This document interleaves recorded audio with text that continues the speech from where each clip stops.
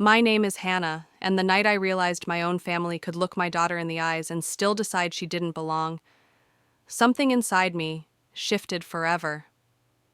It started with an envelope, thick ivory paper with embossed gold lettering. My sister's wedding invitation. I'd been expecting it for weeks, imagining how excited Lily, my 16-year-old, would be to pick out a dress and finally feel included. But when I opened it at the kitchen counter, my heart froze. In neat script beneath the venue and date, it read, "Adults only. 18 plus strictly enforced." My breath caught. Lily was in the next room sketching at the table. She glanced up at my face before I could mask it. "So, I'm not invited?" she asked softly. I told her the rule, but she just nodded like she'd already expected this. Then she asked, "Is it because I'm not really theirs?" That question, quiet, almost casual, cut through me deeper than any argument ever could. I'd spent years believing if I just showed up, just kept bringing her to family gatherings, they'd learn to love her. But now I could see they'd made up their minds long ago, and if they could shut her out of the most important day in my sister's life, what was next? That night, I RSVP'd no without explanation. I didn't call to argue, didn't text to negotiate.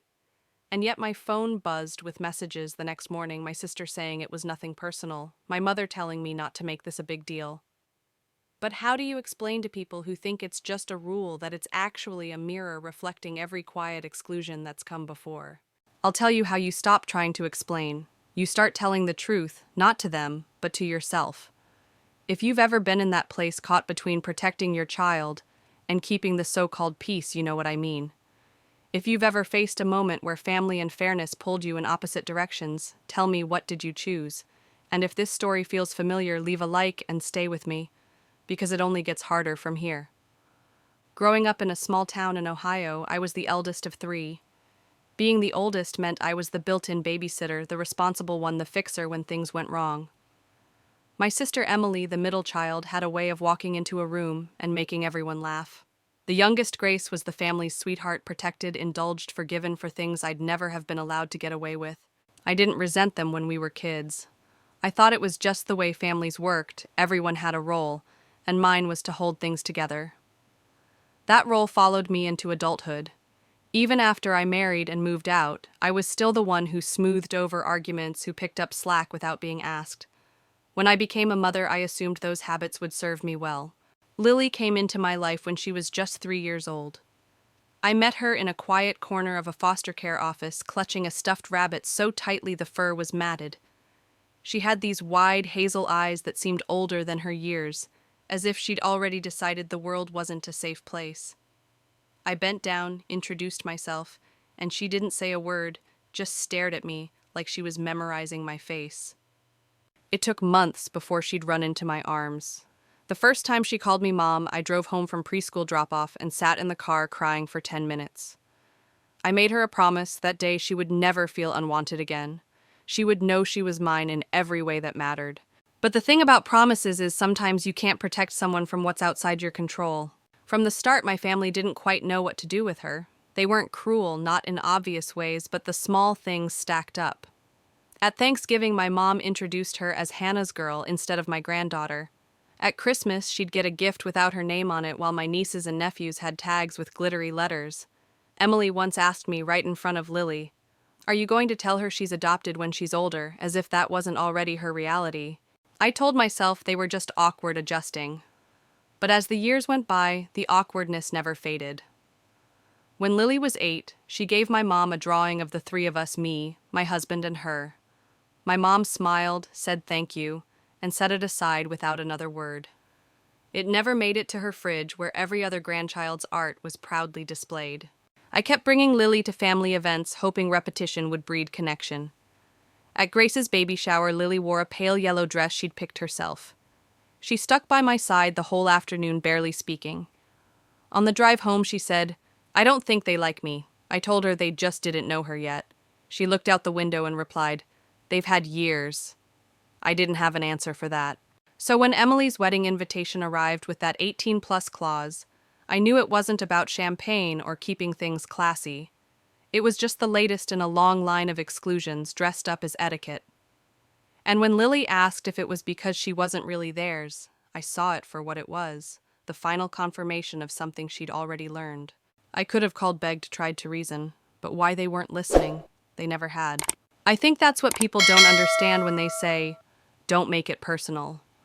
When it's your child, when it's the person you promised to love and protect, everything is personal.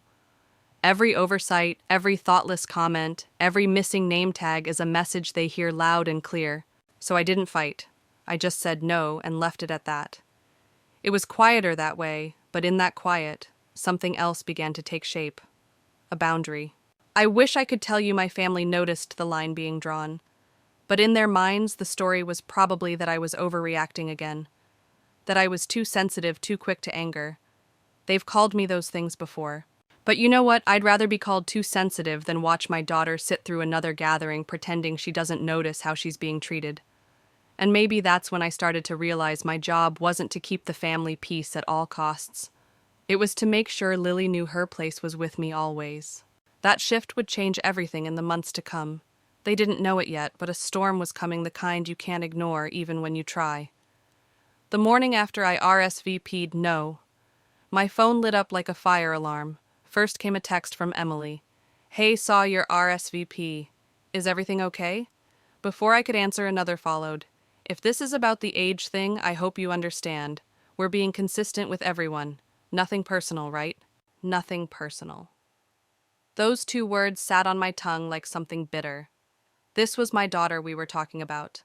Not a distant cousin's toddler. Not a neighbor's kid who wandered into the wrong party. She was 16. She was family. And she was being told in the most polite, scripted way possible that she didn't belong. I didn't reply. An hour later, my youngest sister Grace messaged Emily, says, "You're not coming. Why you always have to make things harder than they need to be." Then my mom called. She never calls just to talk, so I braced myself. "Hannah," she began, her voice dipping into that tone she uses when she's trying to sound reasonable but is really just cornering you. "Is this really about the age limit? Don't punish your sister over one rule. It's just one night." I took a deep breath. "It's not a punishment. Lily's not invited. I'm not going without her." "She's almost 18, my mom said quickly. "It's not like she's a little kid. She's family." "Exactly. She is family. So why did I have to fight for her to be treated that way?" But instead of saying that, I just repeated, "We're not going," and ended the call. I thought that might be the end of it. I underestimated them. The group chat started buzzing later that afternoon. A cousin chimed in with, "Maya's not the only one not coming. This isn't about her. Don't make it about her." Another added, "You always have to cause drama." And then my mom sent a long message about family unity and forgiveness, like this was a silly squabble over who forgot to bring pie at Thanksgiving. Through it all, Lily stayed quiet. Too quiet. She didn't bring up dresses anymore. She didn't ask about hair or shoes. One night I walked past her room and saw her deleting the Pinterest board she'd made for the wedding. No tears, just methodical erasing, like she was removing a stain that had been there too long. That's what hit me the hardest, not her sadness, but her lack of surprise. She had already learned to expect it. When people talk about resilience, they make it sound like a badge of honor. But sometimes resilience just means you've been hurt enough times to know exactly how to brace yourself for the next blow. I sat on the couch that night, staring at the silent TV, and thought about all the ways I'd tried to bridge the gap over the years. The holidays where I made sure her gifts were wrapped just as carefully as the others, even when the ones she received from them looked like an afterthought. The family dinners where I'd nudge her into the conversation only to watch her be talked over. The birthdays where I'd invite them early so they couldn't forget to come, and still they'd arrive late or not at all. And here I was, still letting them dictate the terms. That was the moment I decided I wasn't just skipping the wedding. I was done letting them believe they could exclude her and still get my presence, my time, my energy. If they couldn't show up for her, they wouldn't get me either. It wasn't rage, it wasn't even about revenge, it was clarity. I knew they'd call me dramatic. They always did when I stopped making myself small to fit their comfort. But I also knew that if I caved now, Lily would see it, and she'd learn that keeping the peace mattered more than keeping her dignity. Not in my house, not under my watch. I didn't tell them all of that. I didn't have to. Silence, I was learning, could speak louder than any confrontation. And in the months ahead, that silence would become my sharpest tool, because they had no idea that I was just getting started. The week of the wedding came and went without much fanfare in our house. No frantic shopping trips, no garment bags hanging from the closet door, no whispered discussions about who would sit where at the reception. Instead, there was just quiet. On the morning of the ceremony, I made pancakes while Lily sat at the counter sketching in her notebook. The sunlight hit her hair in a way that made the copper tones stand out, and for a moment, I let myself imagine her walking into that ballroom in a dress she'd chosen, feeling beautiful, feeling wanted, but the image evaporated as quickly as it came. We ate breakfast in our pajamas. My husband Mark teased Lily about the chocolate chips she kept sneaking into the batter. She laughed, really laughed, and for the first time in weeks, her shoulders looked lighter. That afternoon, she set up her easel in the sunroom and painted for hours. I curled up on the couch with a novel I'd been meaning to finish. Outside, the leaves blew across the yard, skittering along the sidewalk. It felt like we'd stepped out of the noise for a while into a space that was entirely ours. It wasn't until later that night that I thought about the wedding. I pictured Emily in her gown, the photos being taken, the toasts being made. But instead of feeling left out, I felt nothing. And that nothing was a revelation. For so long, I'd forced myself to show up no matter how they treated us because I thought that was the only way to hold a family together. But holding them together had cost me more than I realized. It had cost Lily her sense of belonging. 2 days later, the group chat came alive again. Someone had posted pictures from the wedding. Emily beaming on the dance floor. Grace laughing with a glass of champagne, the nieces and nephews lined up for a photo. The comments poured in beautiful family. So glad everyone could make it. Everyone, the word stuck in my throat. Lily didn't say anything. She just kept scrolling, then set her phone face down on the table. That's when I noticed her Pinterest board was gone. Her sketches of dresses torn from the notebook and tossed into the recycling bin. She wasn't angry. She wasn't sad. She was simply done. And that's what scared me most. When a child stops hoping, it's not dramatic. It's quiet. It's the kind of silence you only recognize if you've been there yourself. I sat with her that night, the TV on, but muted, and told her something I wish someone had told me when I was her age. You don't have to keep trying to win people over if they've already shown you who they are. She looked at me, her eyes steady, and said, "I know, Mom." I believed her, but I also knew that knowing it didn't erase the hurt. That's when I realized my silence at the wedding hadn't been enough. It was time to rethink everything: holidays, birthdays, all the little obligations I'd shouldered out of habit. Because every time I invited them in without holding them accountable, I was teaching Lily that love meant accepting whatever treatment you were given. No more. I decided the next big test would be Christmas. For years, I'd hosted it, cooked the meals, set the table, made sure every stocking was stuffed. They'd walk in, greet Lily with the same detached politeness, and leave me to clean up while they congratulated themselves for making the effort. This year, there would be no invitations, no dinner, no stockings. I wouldn't make an announcement or start a fight. I'd just do nothing. I knew it would cause waves. People like my family, they thrive on predictable patterns. Break one, and they can't help but notice. But I wanted them to notice. I wanted them to feel for just a moment what it was like to be left out without warning, without explanation. It wasn't about revenge, it was about balance. And as I lay in bed that night, listening to the quiet hum of the house, I realized something else. I wasn't doing this just for Lily anymore. I was doing it for me. December rolled in cold and sharp, the kind of winter that turns the air brittle. Normally, by the first week, I'd have a running list in my head: who's bringing what dish, how many chairs we'd need, whether the good tablecloth was back from the dry cleaner. This year, the list was blank. Mark noticed before anyone else. One evening, as we sat on the couch, he asked casually, "Do you want me to reserve the folding chairs for Christmas Eve?" I shook my head. No extra seats this time. He didn't push, he knew. The family group chat, though, that was another story. By mid-month, it was buzzing. What's everyone bringing for dessert? Are we doing Secret Santa again? Should we come the night before, like usual? I left the messages unopened. My silence was deliberate, but it wasn't dramatic. No speeches, no ultimatums, just an empty calendar where Christmas used to be. Then the tone shifted. Grace asked Hannah, "Are we still doing Christmas Eve dinner at your place? Let me know what to bring." Emily chimed in. "We'll be 5 again. Let me know if Lily wants anything special this year, if she's even going to be there this time." That line made my jaw tighten. If she's even going to be there this time. As if Lily was the problem. As if the discomfort was hers to fix. It's strange the way some words can hit you harder than shouting. That one sentence carried years of subtext: she doesn't fit. She never did. And maybe you should admit that. I didn't reply. I didn't need to. The truth was already in motion. By the week before Christmas, the calls started. First my mom, I let it ring. Then Grace, then Emily, then even my dad, who left a voicemail saying, "Your mother's upset. It's not too late to do the right thing." The right thing. According to them, the right thing was opening my home, cooking for hours, pretending last month never happened, and smiling through the same hollow greetings that had worn us both down for years. Not this year. Instead, I planned a different kind of holiday. On Christmas Eve, Mark and I made lasagna in our pajamas. Lily baked sugar cookies shaped like stars and trees, though half of them collapsed into odd blobs. We watched old movies, opened a couple of gifts early, and laughed until my sides hurt. For the first time, Christmas didn't feel like a performance. There were no whispered comments for me to pretend not to hear, no sidelong glances when Lily spoke. Just the three of us, exactly as we were. And here's the thing, I didn't miss them, not once. But they noticed my absence. On December 26th, the group chat lit up again. Emily wrote, "I just think it's sad. We've all tried to welcome Lily, but you've made it impossible to connect with her." Grace added, "If you cut off family every time there's a disagreement, you'll end up with no one." My dad's contribution. "The way you're handling this is cruel. I'm sorry, but it is."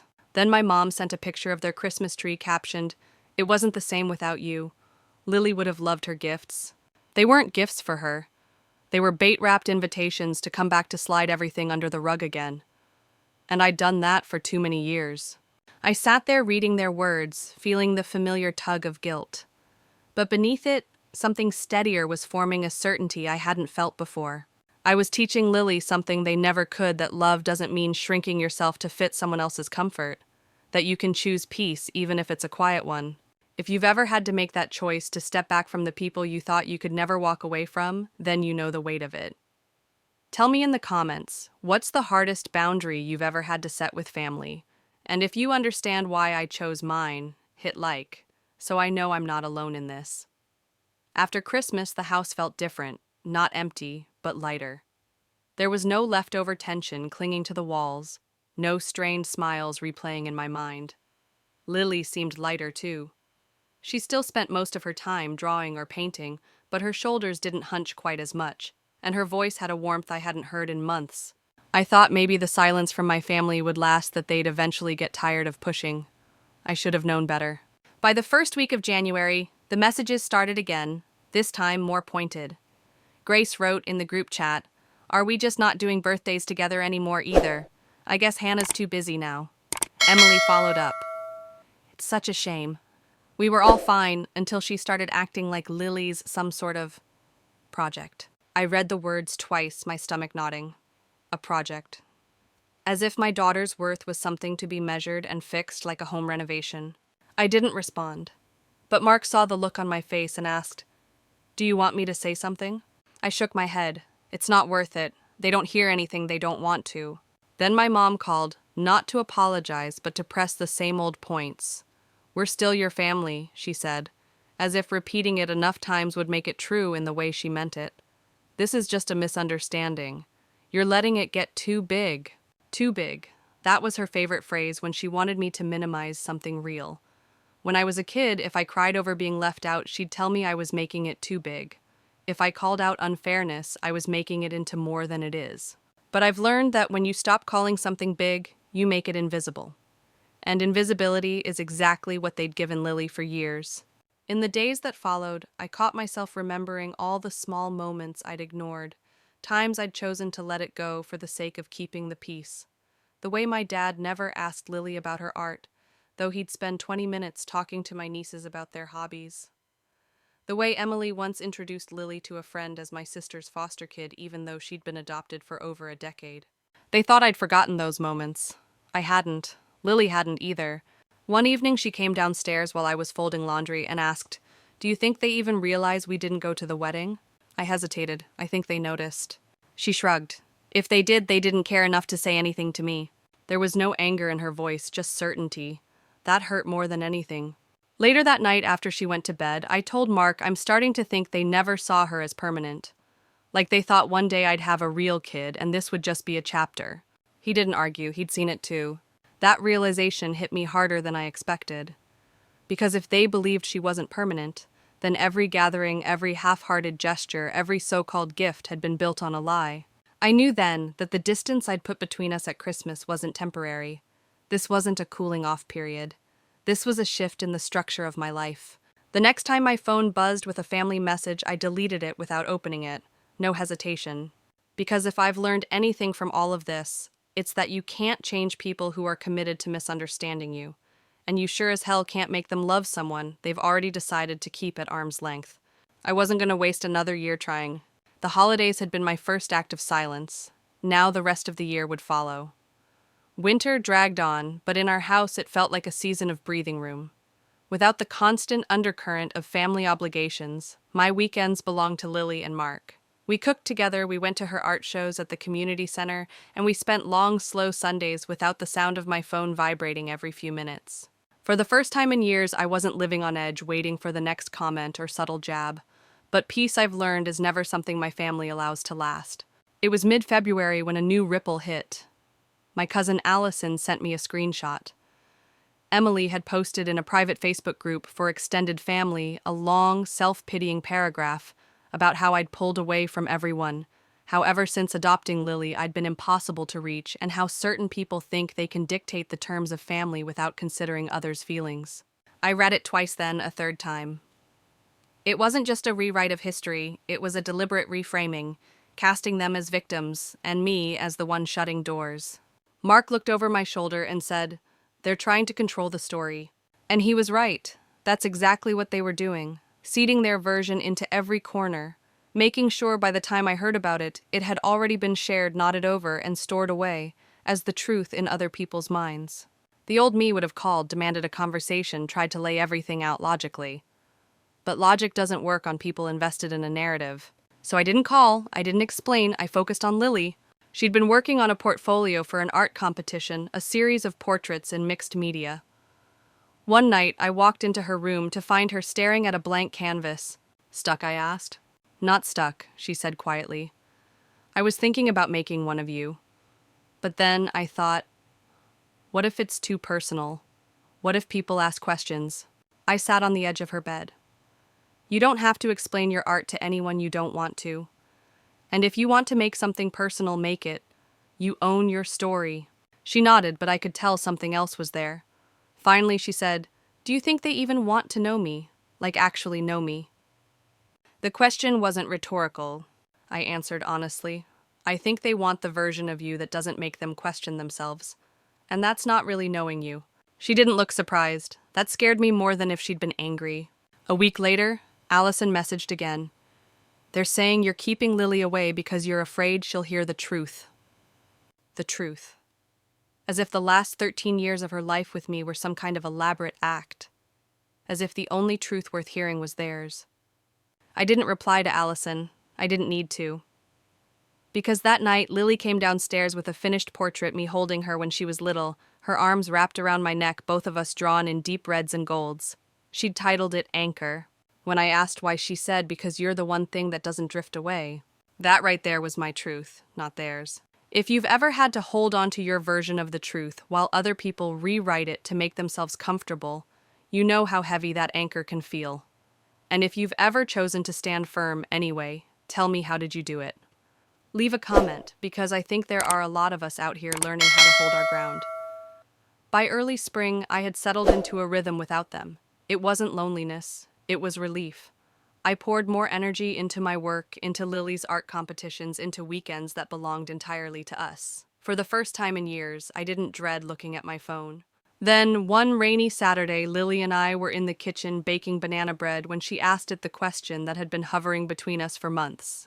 "If I wasn't adopted," she said, keeping her eyes on the batter, "do you think they'd like me more?" The room seemed to go still. Even the sound of the rain faded into the background.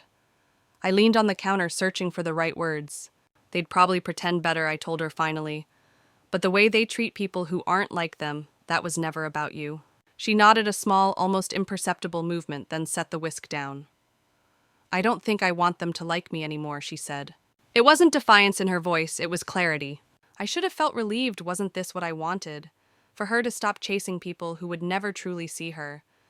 but I also knew what it meant when someone that young had already decided they didn't want to be wanted. That kind of decision doesn't come from confidence. It comes from too many doors closing in your face. That night, I lay awake replaying her words. It hit me that my choices now mattered more than ever, not just in protecting her from future hurt, but in showing her what self-worth actually looks like. A week later, I got my chance. It was a Thursday evening, cold and drizzly. I had just come home from work when the doorbell rang. Standing there were my parents, a Tupperware container of oatmeal cookies in my mom's hands. The smell hit me before her voice did. "We thought we'd stop by," she said with a smile that didn't quite reach her eyes. My dad shifted uncomfortably beside her. "I didn't invite them in. We just wanted to talk," my mom continued. "Things got heated, but we're still your family." She held the cookies out like they were a peace treaty. I didn't take them.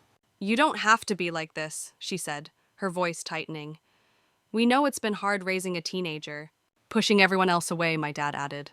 Then came the dagger. My mom lowered her voice.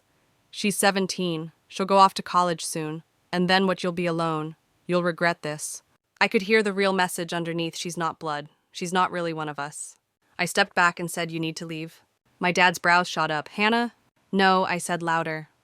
"You don't get to come here with cookies and pity and act like this is kindness. You don't get to insult my daughter to my face and wonder why you're not welcome." My mom's face hardened.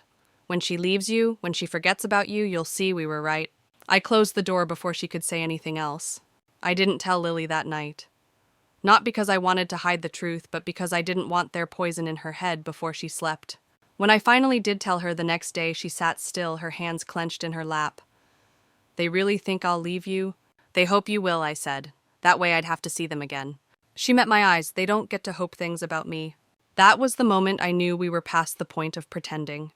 There was no going back to normal, because normal had always been the problem. And strangely, I felt lighter for it. A week later, my phone buzzed with a message from my cousin Natalie. She'd forwarded me an email Rachel, my youngest sister, had sent to the extended family. It was 3 paragraphs long, dripping with the kind of politeness that hides a blade. Rachel wrote that I had abandoned the family for a girl who manipulated her way into Hannah's life and isolated her from everyone else. She painted Lily as difficult, distant, and ungrateful, implying that my relationship with her was unhealthy and obsessive. I sat at the kitchen table reading it over and over, my hands curling into fists. Mark walked in and saw my face. "What happened?" I turned the screen toward him. His jaw tightened as he read. "This is vile," he said. "It's worse than that," I replied. "It works."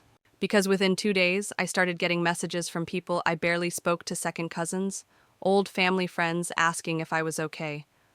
Aunt Linda texted me saying she hoped I was taking care of myself. Uncle John called Mark to see if I was having some kind of breakdown.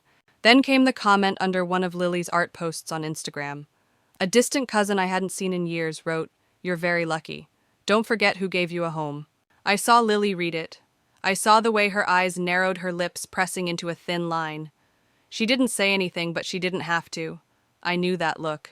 That was the breaking point. For years I'd been collecting moments like these, small, sharp reminders of how little they valued her.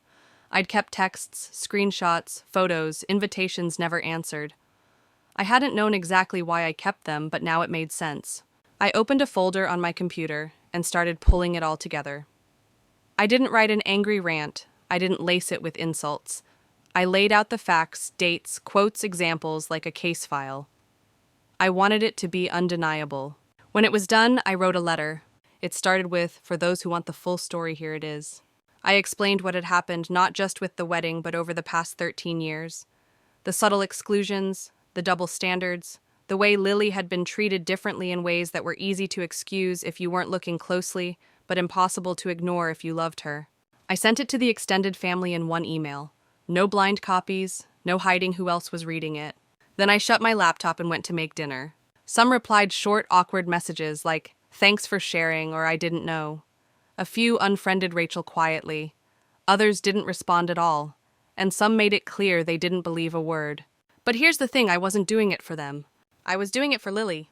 I wanted her to know that I hadn't just sat by and let their version stand uncontested. I wanted her to see in black and white that I had fought for her, even if it was only with the truth. That night, I printed a copy of the letter and slid it into a folder marked with her name. I told her, you don't have to read it now. But one day I want you to have this so you never wonder if I cared enough to tell our side. She took the folder, looked at me for a long moment, and said, I don't need to read it. I already know. Her voice was steady, but I could feel the weight behind it. I went to bed that night knowing something had shifted. We weren't just holding our ground anymore, we were reclaiming it. And whatever came next, I knew there was no turning back. After I sent that email, the silence from certain corners was almost deafening. For a brief moment, I thought maybe they'd finally decided to leave us alone. But with my family, quiet is rarely a truce. It's just the pause before the next strike. About a week later, my phone lit up with a string of unknown numbers. I didn't answer, but when I checked voicemail there, it was my father's voice. Hannah, your mother's not sleeping, he said, the words dripping with manufactured concern. She feels like she's lost you. We know we messed up, but that doesn't justify shutting everyone out. That's not who you are. I sat on the couch listening, my jaw tightening with each word. That's not who you are. Funny how people love to define you when they can't control you. The old me might have doubted myself, wondered if I was being too harsh, if maybe I'd gone too far. But now I knew exactly who I was. I was the woman who had stopped trading her child's dignity for other people's comfort. 2 days later, the next blow came in the form of a voice memo from Emily. Her tone was calm, but every sentence carried a hidden blade. I just think it's sad, Hannah. You've always made such a big deal about how much you love Lily, but now it feels like you're using her as a shield. Anytime someone doesn't treat her like royalty, you cut them out. That's not healthy. That's not parenting. That's obsession. I didn't finish listening. I deleted the message and blocked her number before I could second-guess it. Because here's the thing, if loving Lily fiercely, completely, and without condition was obsession in their eyes, then I was happy to be guilty. That night at dinner, Lily asked what I was smiling about, just realizing something I told her. What? That in this house we don't apologize for loving each other too much. She laughed, but there was relief in her eyes. By the end of January, I'd heard through the grapevine that my name was still making the rounds in family conversations. I was unstable, brainwashed by a teenager, destroying family ties over nothing. They were still hoping I'd cave, that I'd get lonely enough to reach out. They didn't understand that loneliness wasn't what I felt, it was freedom. Lily was thriving. She'd been accepted into a summer art program at a state university, and her confidence was growing with each project she completed. One evening as she worked in the sunroom, she said, "You know, Mom, I think I'm happier now than I've ever been." That's when it hit me. Cutting ties hadn't just removed the toxicity, it had made space for joy. I know some people will never understand that. They think family is sacred, no matter the cost, that blood is reason enough to endure anything. But blood doesn't raise you.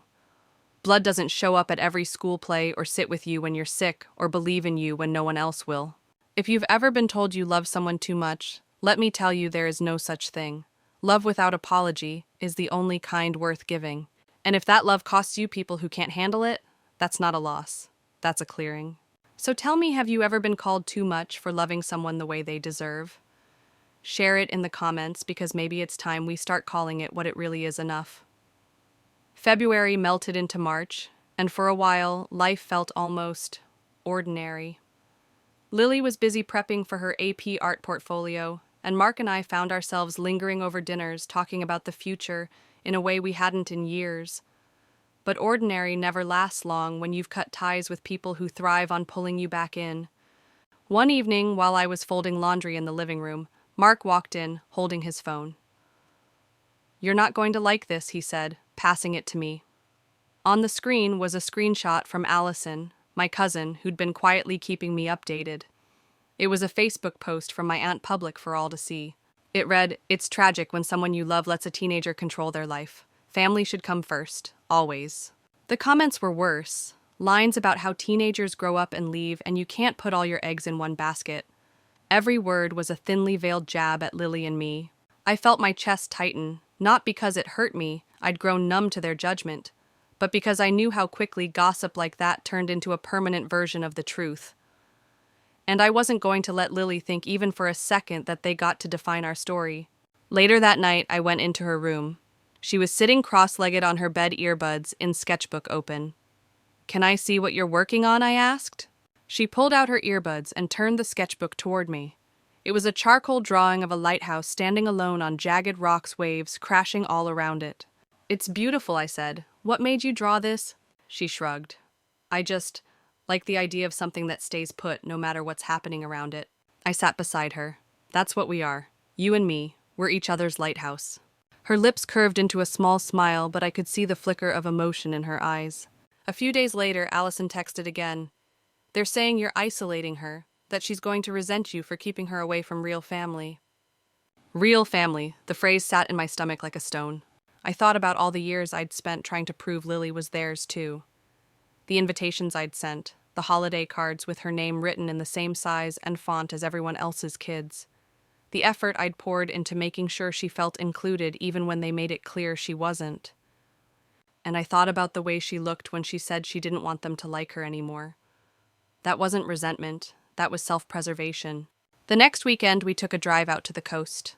The wind was sharp, the kind that makes your eyes water. But Lily insisted on walking down to the rocks. She stood there, staring at the waves, her hair whipping around her face. Do you miss them? She asked suddenly. I thought about it for a long moment before answering. I miss the idea of them. But the version I miss never really existed. She nodded slowly as if she'd already known the answer. Driving home, I realized something they could keep talking, keep twisting, keep rewriting. But the only version of the story that mattered was the one we lived every day here in this house where she knew without question that she was wanted. And maybe, just maybe, that was the only truth we needed.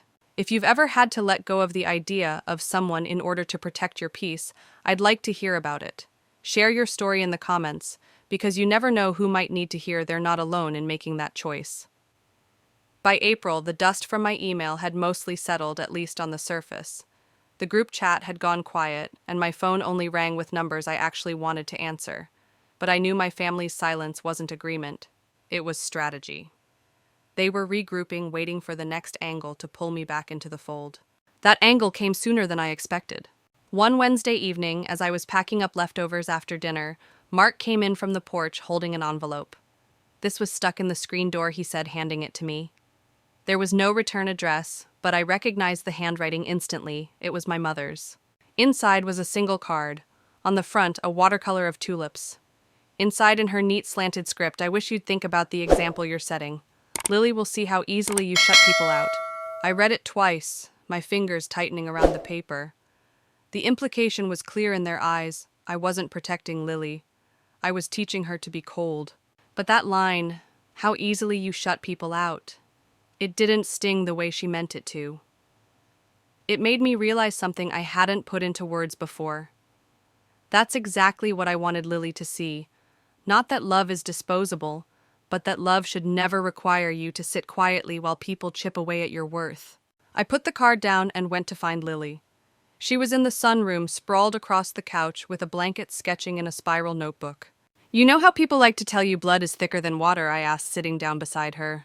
She nodded without looking up. Yeah. They forget the rest of that saying. The full version is, the blood of the covenant is thicker than the water of the womb. It means the family you choose can be stronger than the one you're born into. That got her attention. She set the pencil down and met my eyes. I guess that's true, she said softly. Then after a pause, you chose me. Every single time I told her. She smiled, but there was a flicker of something else there, something heavier. They really don't think I'm part of them, do they? I didn't sugarcoat it, no, and that's their loss.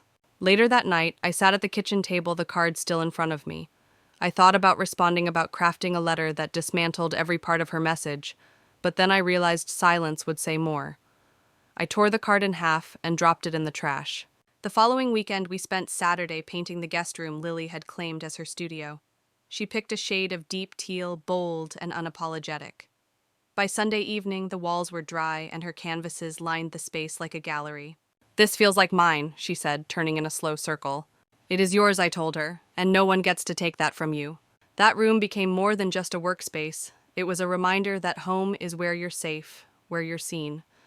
And every brush stroke on those walls felt like a step further away from the people who couldn't offer her either. I knew my family would see this distance as proof that they'd been right about me all along, that I was shutting them out over petty things. But what they'd never understand was that this wasn't about shutting people out. It was about keeping the right people in. And as I watched Lily set up her easel, humming under her breath, I knew I'd made the right choice. We didn't need their approval to build a life that felt whole. We already had it. May rolled in with longer days and warm breezes, but even the change in weather couldn't keep the old currents from finding their way back to me. One Saturday morning, as I was sipping coffee on the porch, my phone buzzed with another message from Allison. This time it wasn't a post or an email, it was a screenshot of a private group text between several of my relatives. Rachel had written, "She thinks she's protecting Lily, but she's just making her dependent. That kid's going to have no idea how to function in the real world." I read it twice, then set the phone down on the railing. The words didn't surprise me anymore, but the audacity still did. They'd spent years treating Lily like an outsider, and now they were rewriting the story to make themselves the heroes. When Mark came out and saw my face, he didn't even need to ask. "You know what they're doing," he said. "Yeah," I replied. "They're making sure that when Lily succeeds, they can claim they always cared, and if she struggles, they can blame me." It was a perfect trap in their minds. That afternoon, I told Lily about the message, not because I wanted to hurt her, but because I refused to keep their poison a secret. She was at her easel working on a painting of a bridge at sunset, the sky layered in gold and deep purple. "They really think I can't handle life?" she asked, dabbing at the canvas. "They don't know you," I said. "They've never tried to." She turned toward me, her eyes steady. "Then they don't get a vote." It was so simple, so decisive that I almost laughed. Here I was spending hours in my head dismantling their arguments, and she'd already arrived at the truth. People who haven't earned a place in your life don't get to dictate how you live it. But deep down, I knew the whispers wouldn't stop. They'd keep weaving their version of events into conversations at weddings, reunions, and holidays. That's what people like them do. They curate their own narrative until it feels like fact. So I decided to make a different kind of record. I started collecting moments not of their cruelty, but of our life without them. Pictures of Lily winning her school's art award, a video of her teaching Mark how to make homemade pasta, the three of us hiking along the coast, laughing at how badly I misread the trail map. If they wanted to tell their story, fine. But we would have ours, and it would be full of the truth they couldn't erase, that our family was whole without their approval. One evening, Lily asked if we could frame one of her new paintings for the living room. It was a bold abstract in crimson and gold, with sweeping lines that pulled your eye in and didn't let go. "It's not everyone's taste," she said hesitantly. "Good," I told her. "The best things never are." We hung it over the mantel, and every time I walked past it, I felt a small surge of defiance, not against them, but against the version of me who used to beg for scraps of their acceptance. Looking at that painting, I realized something: the most dangerous thing you can do to people who thrive on control is to stop playing the game entirely. We weren't just refusing their terms, we were building something they couldn't touch. If you've ever stepped out of someone else's narrative and written your own, you know the freedom I'm talking about. Tell me in the comments, what's the first page of your story without them? June brought the kind of light that poured through every window, making the house feel warmer, softer, almost like the air itself was on our side. Lily had just finished her final exams, and we decided to celebrate with a weekend road trip to a small coastal town we'd never visited. The kind of place with a single main street, a bakery that smelled like heaven, and a bookstore that seemed frozen in time. For 2 days, it was just us walking barefoot on the beach, eating ice cream before dinner, laughing over silly things like how the motel shower knobs worked backward. And for a while, it felt like the noise from my family couldn't reach us. But on Sunday night, as we drove home, my phone buzzed with a number I didn't recognize. I answered without thinking. "Hello?" There was a pause, then my mother's voice, calm, measured. "We're having a family barbecue next weekend. You should bring Lily." The word should made my stomach knot. Why, I asked. "Because it's time to stop this nonsense," she said. "She's almost an adult. She needs to see we can all get along." Her tone was gentle enough to almost disguise the manipulation. But I've learned that in my family, invitations are just opportunities for performance. They wanted us there so they could parade civility in public, then revert to the same cutting remarks behind closed doors. "I'll think about it," I said, though my mind was already made up. When I told Lily, she didn't even hesitate. "I don't want to go. I don't want to pretend we're okay, just so they can feel better about themselves." Her certainty was a mirror of my own.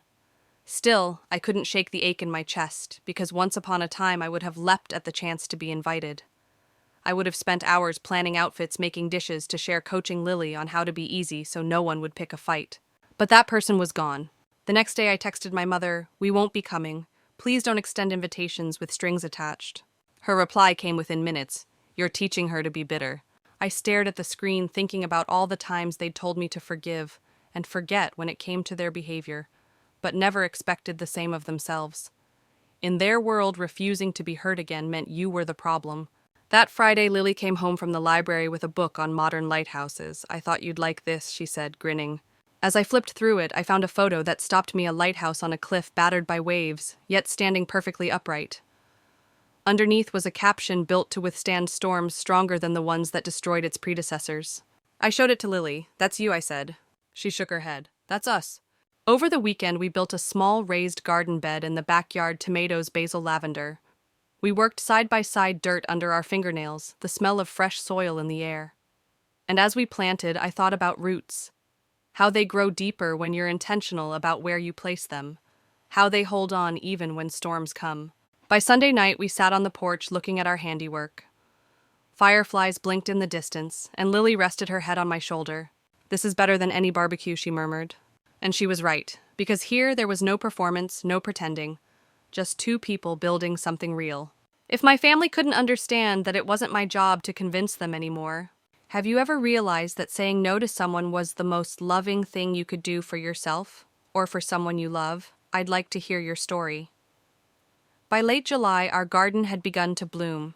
The basil leaves were lush and fragrant, the tomato vines heavy with green fruit, and the lavender swayed gently in the afternoon breeze. It was more than just a garden now. It was proof that we could plant something in peace and watch it grow without interference. One Saturday morning, as I was clipping basil for lunch, the mail carrier dropped an envelope through the slot. It was heavier than usual, and when I flipped it over, I saw the embossed crest of a law firm. Inside was a letter not from a court, but from my parents' attorney. It was worded carefully, dressed in polite legal language, but the message was clear. They wanted mediation to restore family unity, and if I refused, they would pursue further action to secure appropriate contact with their granddaughter. It wasn't just about me anymore. They were trying to force their way into Lily's life. I read it twice, my hands tightening until the paper crumpled. I'd expected guilt trips, passive-aggressive letters, even public shaming, but dragging lawyers into it, that was a line I wouldn't let them cross. Mark found me at the kitchen table, the letter lying between us. "They don't know who they're dealing with," he said quietly. "No," I replied, my voice steady. "They've never bothered to find out." That afternoon, I called a lawyer of my own, someone who specialized in family law and had no patience for manipulative relatives. We went over the facts, the history, the repeated harassment. By the end of the call, she was already drafting a formal response. Clear boundaries, legal protection, and a warning that any attempt to interfere with Lily's well-being would be met with immediate legal action. When the letter was sent, I felt something inside me shift, not just relief, but a deep, unshakable certainty. For years, I'd been reacting to them, always on the defensive. Now, for the first time, I was setting the terms. A week later, Lily came into the kitchen holding her phone. "Grandma left me a voicemail," she said cautiously. I braced myself. But when she played it, it was just silence, then a faint sigh and the sound of the call ending. No words, no apology, just absence. Lily deleted it without a second thought. "Guess she didn't have anything to say," she murmured. And maybe that was the truth. They had run out of ways to twist the narrative. That evening, we ate dinner in the garden, the air warm and sweet, with the smell of lavender. Lily laughed as Mark told some ridiculous story about his college days, and I realized that for the first time in years, I wasn't bracing for the next blow. The storms had come. They had thrown everything they could at us: guilt, lies, manipulation, even legal threats. But we were still here, still standing, still choosing each other every single day. When the sun dipped below the horizon, I looked at Lily and said, "This right here, this is our family." She smiled, her eyes catching the last light of the evening. "And it's enough. More than enough. If there's one thing I've learned, it's this: walking away from people who refuse to treat you with love isn't abandonment, it's self-preservation. And sometimes the bravest thing you can do is plant your roots somewhere they can finally grow. If you've ever had to choose peace over people, you know the freedom that comes with it. Tell me, what did you grow when you finally had the space?" Summer slowly melted into the soft gold of early autumn.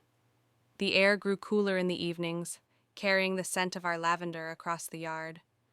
The garden, once just a patch of soil, had become a small living testament to the life we'd built, steady, intentional, in ours. Lily's tomatoes ripened in clusters, and we picked them together one quiet Saturday morning. She was taller now, her laugh warmer, her confidence blooming in ways I'd once feared she might never know. Watching her, I realized we had created more than a safe space. We'd created a home where she could grow without doubt, without shame, without the weight of someone else's bitterness. There were still moments when the past brushed against me, a stray thought, an old photograph, a holiday that used to mean obligation. But those moments didn't sting anymore. They passed like shadows in the afternoon sun, present but powerless. One evening, as the sun dipped low, Lily sat beside me on the porch, her hands wrapped around a mug of tea. "You know," she said, "I think we're happier than most people." I smiled. "Why's that?" "Because we don't waste time on people who can't love us, right?" Her words were simple, but they carried the truth I'd spent years searching for. We didn't need their approval, their invitations, or their performances. We had our garden, our laughter, our quiet dinners in the fading light. We had love that didn't need to be earned, and that was more than enough. As fireflies began to dance in the yard, I leaned back and let the peace settle over me. Some storms you survive, others you outgrow. And when you do, the world feels softer, the air lighter, and the life ahead entirely your own.